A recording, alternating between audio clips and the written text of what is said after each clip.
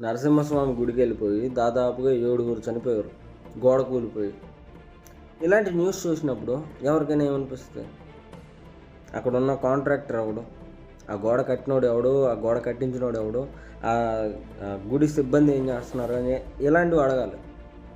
కానీ మనం ప్రతిపక్షంలో ఉన్నాం కదా అని నేరుగా చంద్రబాబు నాయుడు గారే సుత్తి తీసుకుని ఆ గోడ పగలగొట్టాడనో, లేదంటే పవన్ కళ్యాణ్ గారే వెళ్ళి ఆ గోడ తోసేసాడనో ఇలా మాట్లాడడం, అంటే అలా ఆ రీతిలో మాట్లాడడం కరెక్ట్ కాదు.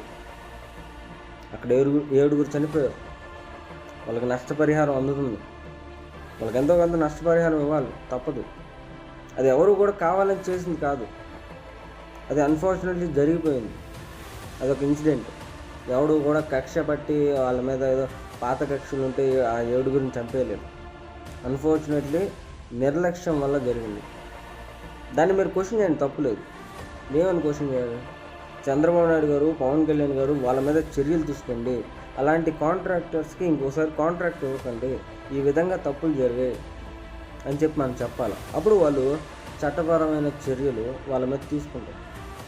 అంతేగాని మనం నేరుగా మన పదవికాంక్షతోటి చంద్రబాబు నాయుడు గారిని దింపేద్దామనో, లేదంటే పవన్ కళ్యాణ్ గారిని ఏదో అనేద్దామనో అనకూడదు. చాలా తప్పదు.